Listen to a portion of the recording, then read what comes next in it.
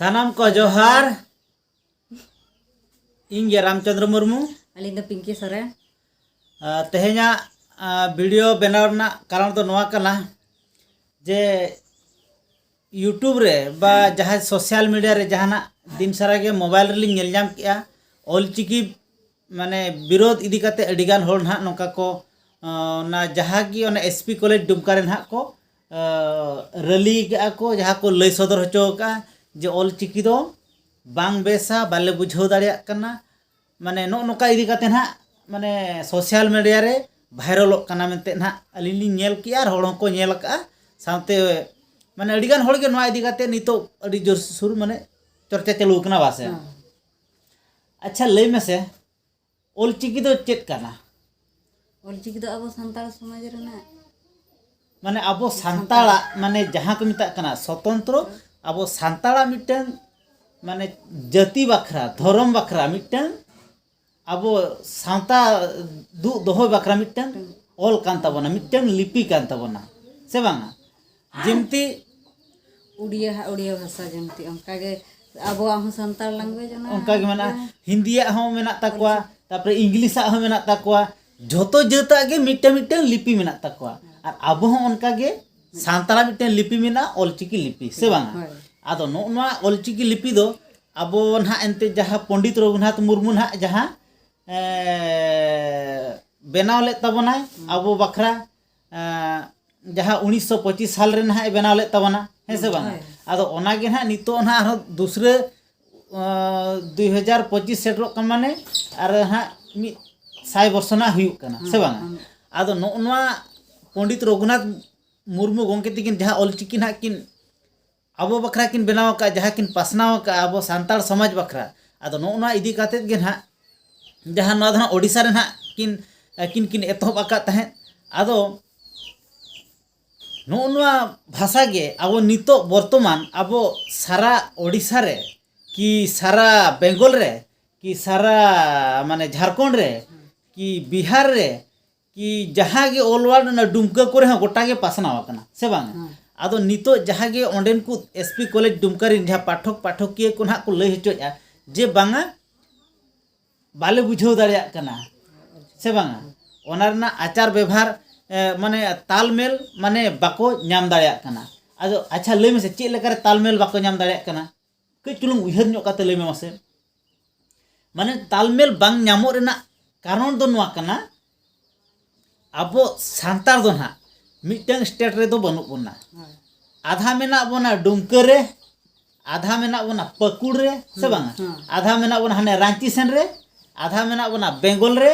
आरो मेना बोना ओडिशा रे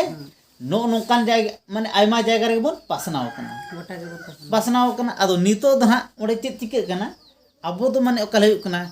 नितो अब जहाँ बोन रोल कना ओना दो हुयुक कना देशगुण भेस से बांगा बेंगल हर दो बेंगल लेका धारा को रोड़िया से बांगा अब ओडिशा रिन दो उड़िया भाषा लेका को रोड़िया और झारखंड सेन रिन दो हिंदी लेका धारा को गोहड़ा कना डुमका सेन रे ओंका को गोहड़ा कना से बांगा नो नो कहा कना कथा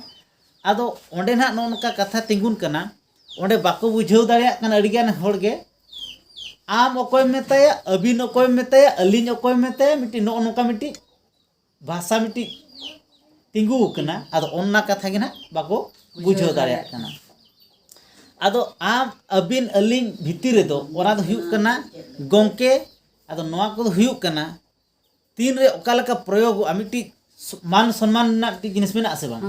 मेना आदो नोआ जिनिस गे आम दो ओकोय मेताया आम दो ना जहां गाते कोड़ा जोटा बाखन गाते कुड़ी नो नोकान माने उनी दो आम नो नोका मेता दाड़े और सालास रे जहां मिटी हेज को आय उनिम चिन्हव आकादे गया आदो उनी दो ना चेक लका अबिन माने सम्मान सम्मान से बांगा आदो नो नोका इदी सम्मान दृष्टि इदी काते गे अबिन दोबन मेता को कना और ओने जहां को मेता कना गोंके गोंके बना जहां को मेता कना उड़िया तेना लैया जेहेतु अब दो ओडिशा दिसम रा कथा ले सार अपन कुआड़े जाय थिले से बा है माने सम्मान सहकारे उनी मेता दिया सार और सांतार ते मेते गोंके ओका सेन बिन चलावलना माने सम्मान ᱧᱚᱜ ते उनी दो मेता दिया से बा आदो ओनो ओनकान कथा गे मिटी अडी रकम कथा गे नोकान सम्मान जनित कथा मेना से बांगा ᱦᱳᱭ आदो ओना डुमका सेन रे दो उनकान उनको सांताल को जहाँ मेना को तब उनको दो नौका सम्मान अते दो हाँ को मेता को से बांगा को रोड़ा को से बांगा ओना दो हाँ एंते उनते ना व्यापार करना से बांगा है आदो ओना को जिनिस ना उनको दो एक्चुअली बाको बढ़ाई को तक ना माने सम्मान इदी करते ना आम अबिन गोंके नौका को दो हाँ बोन मेता करना से बांगा आदो नौवा इदी करते के ना आदो आको को ले चेया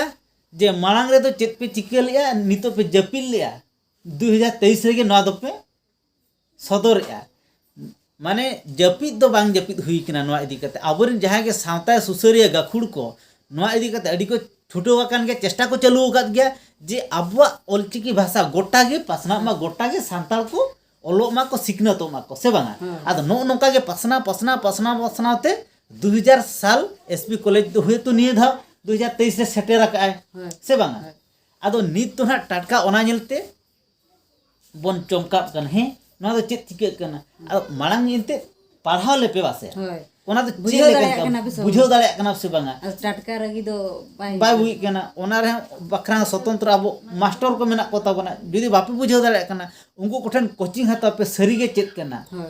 सांतला मिटी जति सावते मिटी माने अब लिपि को बनाव का तो चेत लेका रे चेत इदी करते ओना तुमते बड़ा जों रा कथा औरी नेल रे आमदम चमका कना से बांगा माने दरिया दा दम नेलया अड़ी ढेर गे से बांगा ओना दरिया दा मांग मापले से बांगा तीनन गहिरा से बांग गहिरा से बांग है ओना गाड़ा को धरा जम नेलया दा लिंगिन कना ओना दा नेल तेगे आमदम ले गहिरा सिन पारम दाड़े आसे बांगा माना मापलेम जोखालेम औरी रे आम दो भागवा लुगड़ी को भुड़ुजिया इन उनुम गुदु ऐसे चिके गुदिया बड़ा जोखालेम पालम दाड़े गया से बांग है पार्बन आर चे सिस्टम में ना ओना कायदा कौशल तो मिट्टी में ना से बांग आदो नोका इदी काते गे जुदी बापे बड़ाय का तबन गया ऑलचिकी विषय इदी काते तो अडिगान होड़ गे नोकान इदी काते अब माने माने अब स्कूल कॉलेज करे हों नोआ ऑलचिकी दो नितो लागू कान तबना और नोआ संविधान रे माने ᱧᱟᱢ ᱟᱠᱟᱫ ᱛᱟᱵᱚᱱᱟ स्थान जायगा ᱧᱟᱢ ᱟᱠᱟᱫ ᱛᱟᱵᱚᱱᱟ आदो नोआ इदी काते दो आलोपे अनिदौ तबना जिमती नोआ दो आबोआ माने चेत को मेता कना आबोआ भले लगित गे आबोआ माने जाति धर्म आबोआ मिटी स्वतंत्र मिटी बांचाव दोय लगित गे ताबन नोआ दो से बांगा और जुदी आबोआ गर्व रना कथा का नोआ को जुदी बाय ताहेना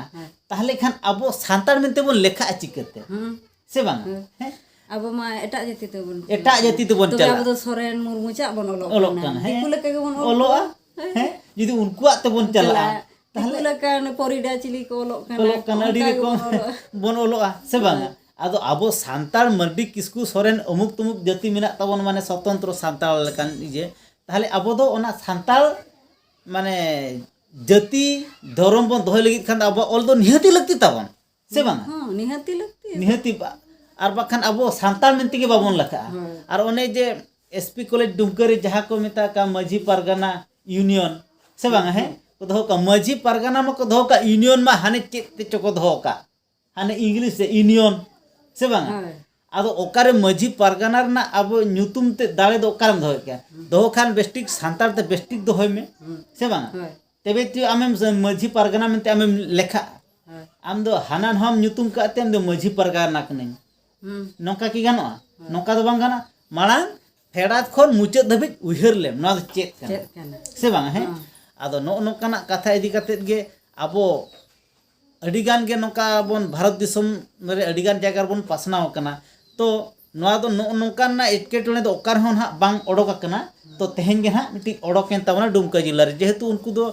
नवा को आंजम केया आदो उन दो ना उन दिन हाना एटा जात को साला किछि को बोलो चलाव दी किना से बांग है आदो नोकाना कथा को बाको आंजम काते उनको दो को चमकाव कना आन मिटन कथा ऑलचिकी ना अब मिटे नुनंग माने नुनंग चरक ताबोना ऑल से बांग आबो मि होर जहाना ओला जहाना गेम ओल के हाना भारत दिसम मुचाद रे उनी हो इनगे पढ़ावा से बांग उना नोआ ना नुनंग चरक गाबा नुनंग चरक ऑल मेना माने नोआ दो आम नोडे ओका लकम ओला उनी हाडे हो इनगे पढ़ावा और एटा इजे करे दो इंग्लिश करे दो उनका दवा नोडे जुदी मिटन मोल का उनी दो हाड़े दो एटा एटा के पढ़ाव आंजमा ओनाते अब संतार जाति रेना nyutum चेल का को ले जुदी मी हड़ा nyutum हुयुक कना अमुक जना हुयुक कना संताते रायमणि रायमाण के अड़ी को माने लखमण का को माने ओना ना तालमेल गे बाय तहन कना से बांगा इंग्लिश करे ना आदो नो नोका अब संतार रेना दो नोका ना मिति मेना नोडे जहाम ओला हांडे हो उनी इनगे पढ़ा अलम कुलिया एमा में कागज गे ओलकाते उनी दो इनके नेला इनके पढ़ाव आंजमा संतार रेना अब दो नुनंग पढ़ाव मेना तबना नुनंग माने चोरक मेना नुनंग चोरक ऑल मेना नोडे दो कोनो गलती गे बचुनी आदो निया गे लय हचोया मुचाद रे जुदी बया को दुमका जिला रिन बया को जुदी नोआ ऑल बापेस माने 2023 रे आपे पे लय हचोया सेटेर आकना तबे ठीक गया तो नेल इदी पे बय बयते अथरी दे आल पे चमका हतार नेल इदी पे नोआ दो पाला पे बुझाव दाड़े गया औरी रेगे पे लया नोआ दो बांग बेसा तो बेसा से बांगा मांग मिधा नेल लेपे मिधा नेल कते ओना ऑल लेपे मिधा चलका बुझाव कना ओना ना चेत सिविल मेना मांग मिधा के चाखा बिड़ो लेपे तापर पे बड़ा दाड़े ओना ना दो ठीका से भूला हो तबे ठीक गया आदो जस्ती दो नोआ ऑलचिकी इदी काते जस्ती दो बलिन लया मा तबे सानाम को मुचाद रे जोहार।